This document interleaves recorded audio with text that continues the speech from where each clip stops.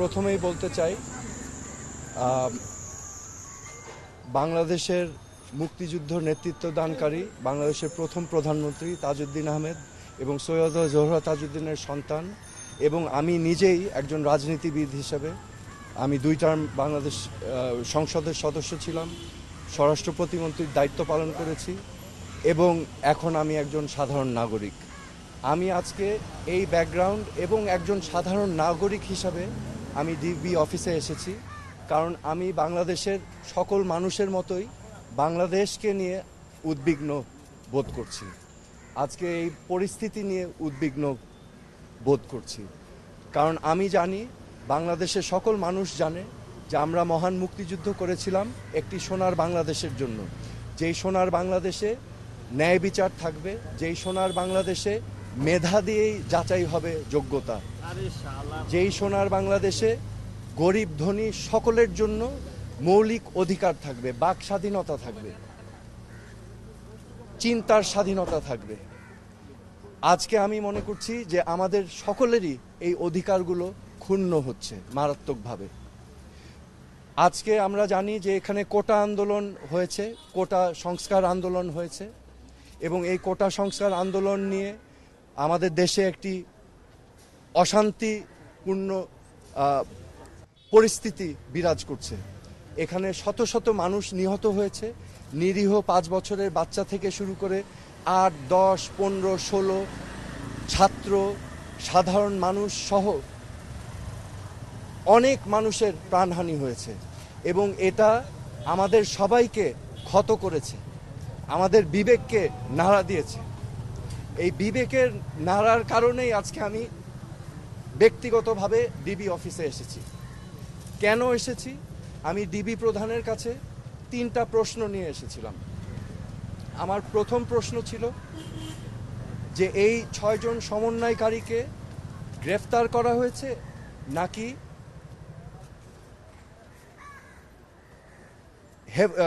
Safe কাস্টাডিতে নেওয়া হয়েছে। দ্বিতীয় প্রশ্ন, যদি অ্যারেস্ট হয়ে থাকে তাহলে আমার কোনো প্রশ্ন নাই, আমার কোনো দাবি নাই, কিন্তু যদি সেফ কাস্টাডি হয়ে থাকে তাহলে আমি তাদের সাথে দেখা করতে চাই। খামেরা তো দাগ হয় কিভাবে? এই যে ভাবি, দাগও যাবে রাগও যাবে, নিন চাকা সুপার হোয়াইট। ডিবি প্রধান আমাকে পরবর্তীতে ঊর্ধ্বতন কর্মকর্তার কথা বলে উনি আমাকে জানিয়েছেন যে এই 6 সমন্বয়কারী যেহেতু তাদের নিরাপত্তা নিয়ে উদ্বিগ্ন ছিল সেই কারণে তাদেরকে সেফ কাস্টাডিতে নেওয়া হয়েছে। এই কথা শুনে আমি প্রশ্ন করেছিলাম যে আপনারা কিভাবে বুঝলেন যে তারা উদ্বিগ্ন তাদের নিরাপত্তা নিয়ে? তারা কি আপনাদেরকে জানিয়েছিল, রিকোয়েস্ট করেছিল? আমাকে তখন তিনি জানিয়েছেন না, ওনারা বুঝতে পেরেছেন মনিটরিং করে। সো যেহেতু তারা সেফ কাস্টাডিতে, আমি তখন রিকোয়েস্ট করলাম আমি তাদের সাথে দেখা করতে চাই। তো প্রতি উত্তরে আমাকে জানানো হয়েছে যে দেখা করতে চাইলে ঊর্ধ্বতন কর্তৃপক্ষের পারমিশন নিয়ে আমার দেখা করতে হবে তাদের সাথে। আমার তৃতীয় প্রশ্ন ছিল তাদেরকে কখন সেফ কাস্টাডি থেকে মুক্তি দেওয়া হবে। এই প্রশ্নের জবাবে তিনি বলেছেন যে ঊর্ধ্বতন কর্তৃপক্ষ যখন ওনাকে নির্দেশনা দিবেন তখনই ওনাদেরকে ছেড়ে দেওয়া হবে। সো আমার প্রশ্ন এখন, সেফ কাস্টাডি আমার জানা মতে একজন নাগরিক যদি রিকোয়েস্ট করে তাহলে সেফ কাস্টাডিতে নেওয়া যেতে পারে, কিন্তু রিকোয়েস্টের বাইরে যদি কাউকে সেফ কাস্টাডিতে নেওয়া হয় এটা কি আসলে সেফ কাস্টাডি না এটা অ্যারেস্ট? তো এটা হচ্ছে আমার প্রশ্ন। এখানে আমি আপনাদের সম্মুখে স্পষ্টভাবে বলতে চাই, এই ছাত্র আন্দোলন, কোটা সংস্কার আন্দোলন নিয়ে যে সকল ক্ষয়ক্ষতি হয়েছে, ক্ষয়ক্ষতি কিছুই না। ক্ষয়ক্ষতি কেন কিছু না? এই ক্ষয়ক্ষতি যেই সম্পদের ধ্বংস হয়েছে সেগুলো তো জনগণের ট্যাক্স দিয়েই করা হয়েছে, এগুলো জনগণের সম্পদ, এগুলো হয়তো ভবিষ্যতে আমরাই আবার গড়ে নিব, কিন্তু একটি প্রাণ যেটা আমরা হারিয়েছি, একটি প্রাণও কি আমরা ফেরত পাবো? এই প্রাণ কি ফিরে আসবে? আমাদের মনে রাখতে হবে মুখ্য জিনিসটা কি, প্রাণের মূল্য কিন্তু কোটি কোটি কোটি কোটি কোটি টাকার থেকেও অনেক বেশি, তা অমূল্য।